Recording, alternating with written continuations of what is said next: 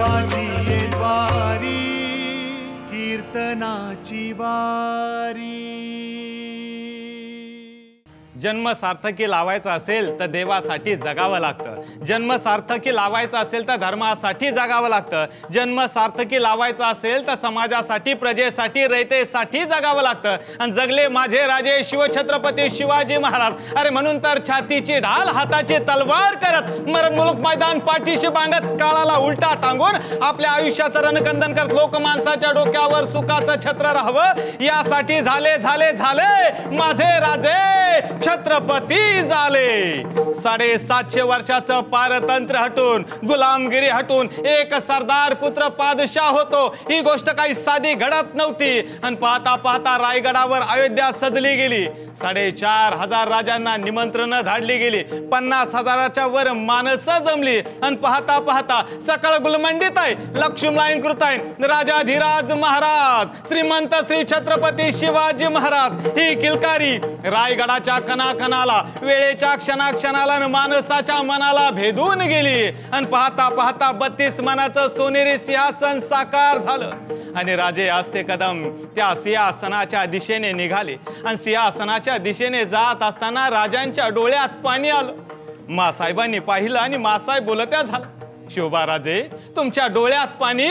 आणि त्यावेळेस माझे राजे बोलते झाले, आऊसाहेब या सुवर्ण सिंहासनाच्या दिशेने जात असताना आम्हाला आमच्या प्रत्येक पावलाखाली बाजी पासलकर, शिवा काशीद, आमचे तानाजी मालुसरे, कडतोजी कैक मावळे दिसतायत। आऊसाहेब कैक मावळे दिसतायत। आमचं हे सिंहासन जरी दिसत असलं सोन्याचं तरी ते बनलंय आमच्या मावळ्यांच्या स्वराज्य निष्ठेने, त्यांच्या बलिदानानं रक्तरंजित पराक्रमन। राजांच्या डोळ्यातून अश्रूची लयलोट झाली।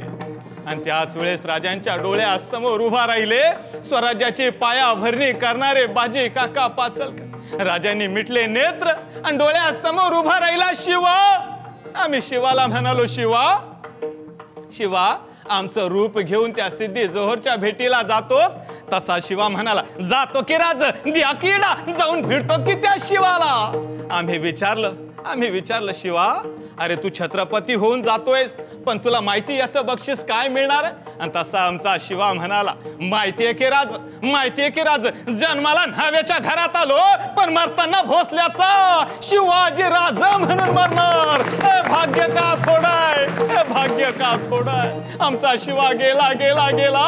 अरे नुसताच त्या सिद्धीला भेटायला नाही तर साक्षात मृत्यूला मगर मिठी मारायला गेला रे, मृत्यूला मगर मिठी मारायला गेला। राजांच्या डोळ्यातून टप दिशी एक थेंब सिंहासनाच्या पायरीवर पडला। आणि राजानं पहिलं पाऊल सुवर्ण सिंहासनाच्या पायरीवर ठेवलं। आणि राजांच्या डोळ्यासमोर उभा राहिले धाड धिप्पाड देहाचे बलदंड शरीराचे पिळदार मिशा। अरे बघावन बघतच राहावं असे बाजी प्रभू देशपांडे।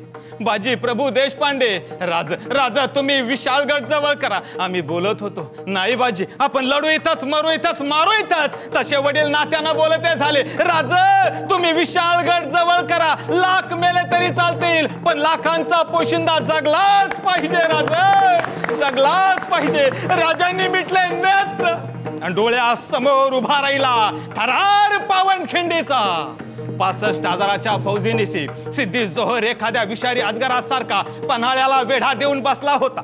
दिवसामागून दिवस आणि महिन्यामागून तब्बल 4 महिने उलटले होते पण वेढा मात्र तसुभरही ढिला होत नव्हता, उलटा झाला होता आणखी बळकट। चहू बाजूना संकट स्वराज्यावर घिट्या घालत होतं। आणि अशा समयी 1.25 लाख येवनी सेना सागरासह शाहिस्ते खान स्वराज्यावर चाल करून आला होता।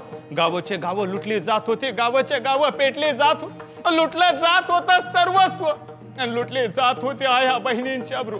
आणि आया बहिणींच्या अब्रूची लखतर वेशीवर टांगत शाहिस्ते खानानं लाल महालात गराडा घालून चाकणला वेढा ठोकला होता। आणि पाहता पाहता नेताजी पालकर सोबत सिद्धी हिलालचा मुलगा सिद्धी वाहवा 1000 मावळ्यांनिशी पन्हाळ्याला छापा मारला पण बल तोगडं पडलं। सिद्धी हिलालचा मुलगा सिद्धी वाहवा स्वराज्याच्या कामी आला आणि पाहता पाहता पराभूत होऊन नेताजी पालकरांना माघारी फिरावं लागलं। आता मात्र राजे चिंतेत बुडाले, काय करायला हवं?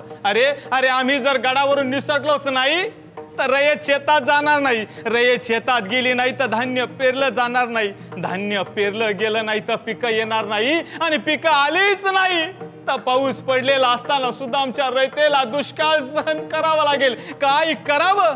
आणि राजानं आखली घरी चाल. बोलवणं धाडलं गंगाधर पंतांना, लिहिला सपशेल शरणागतीचा खलिता.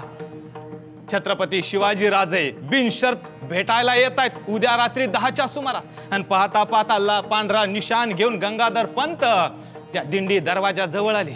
आणि पाहता पाहता तब्बल 125 दिवसानंतर गडाचा दरवाजा करात उघडला गेला. आणि पाहता पाहता एक एक पाऊल टाकत टाकत टाकत गंगाधर पंत सिद्धीच्या छावणीत आले. पत्र हातात पडलं, खलिता वाचला. पाहतो तर काय, शिवाजी शिवाजी भोसला शरण येतोय. अल्लाह ताला की मेहरबानी, आखिर आ ही गया ऊंट पहाड़ के नीचे, अब बताएंगे उसे शब रात का जश्न होना चाहिए. अरे जो मुकाम वो फतेह खान ने हासिल कर सका, जो मुकाम वो फाजल खान ने हासिल करा, जो अफजल खान ने नहीं किया, बड़े बड़े सरदार ढेर हो गए, वो अब हम करके दिखाएंगे. अल्लाह ताला की मेहरबानी. बहुत खूब. आणि पाहता पाहता सगळे यवन मध्या धुंदात बुडाले. बस या संधीचा राजाने घ्यायचा ठरला फायदा आणि निघायचं. पण त्यासाठी सिद्धीची भेट हवी. मग भेटणार कोण? कोण कोण कोण कोण दिसतो आमच्या सारखा? शोधा. आणि शोध सुरू झाला. हेर धावत आला. राजे सापडला, तुमच्या सारखा दिसणारा सापडला. कोण कोण? आणि पाहतो तर काय, नाव्याचा पोर, नेबापूर मध्ये राहणारा, नाव शिवा काशीत. राजांनी शिवाला बोलवणं धाडलं. शिवा राजांसामने आला. राजांनी संदूक उघडली. एक जरीबुंदीचा पोशाख त्या शिवाच्या हातावर दिला. काही क्षणात शिवा पोशाख परिधान करून आला. राजांनी जिरोटोप शिवाच्या मस्तकात ठेवला आणि सगळी योजना बित्तम बातमी सांगितली. योजना आखली गेली. आणि पाहता पाहता गडावर 2 पालख्या सज्ज झाल्या. 12 जुलै 1660. आणि पाहता पाहता ढगांचा गडगडाट, विजेंचा कडकडाट, आसमंत काळ्या कबीन अंधारात पन्हाळा न्हावून काढत होता. दिंडी दरवाजाजवळ 2 पालख्या आल्या.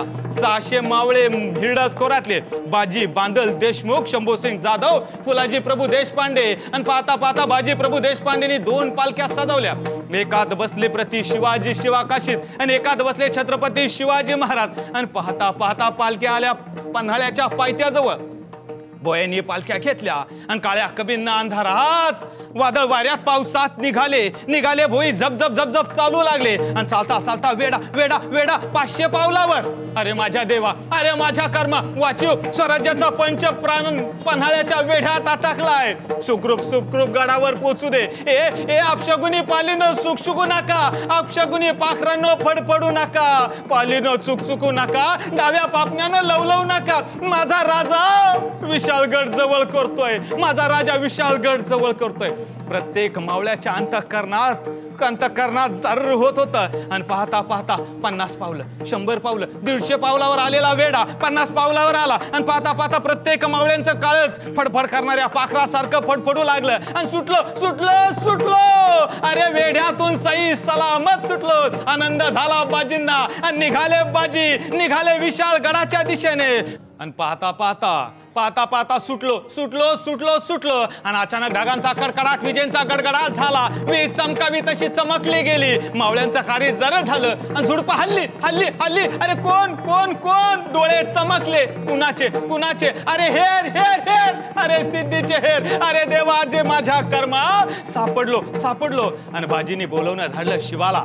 शिवा दुसऱ्या पालखीत बसला आणि दिशाभूल करण्यासाठी पालखी निघाली दुसऱ्या दिशेने. पालखी घेऊन भोई झपझप विशाळगडाच्या दिशेने चालू लागले. चालता धावत होते. ऊर फुटूस तर धावत होते. अचानक ढगांचा गडगडाट व्हायचा, विजेंचा कडकडाट, आसमान बरसत राहिला. पावसाच्या सरी तोंडावर सपासप वाजत राहिल्या. अचानक वाघाची डलकारी उठायची, कोल्हे कुत्रे लांडग्या वडायचे. एखादा लांडगा यायचं, मावळ्यावर झडप मारायचं. सारदेशी मावळा खाली पडायचा. दुसरा मावळा धावायचा आणि हातालाच ते कोल्ह कुत्र फाडायचा.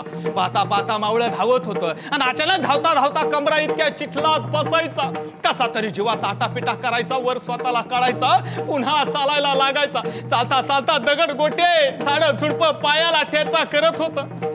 रक्त पायातून निथळत होतं. आणि धावत होतं ऊर फुटूस तर का स्वराज्याचा पंचप्राण वाचला पाहिजे. आणि अचानक एखाद्या मावळ्याचा पाय एखाद्या फांडीवर पडायचा, कच दिशी काटा पायात घुसायचा, आर पार काटा व्हायचा, पुन्हा धावायला लागायचा.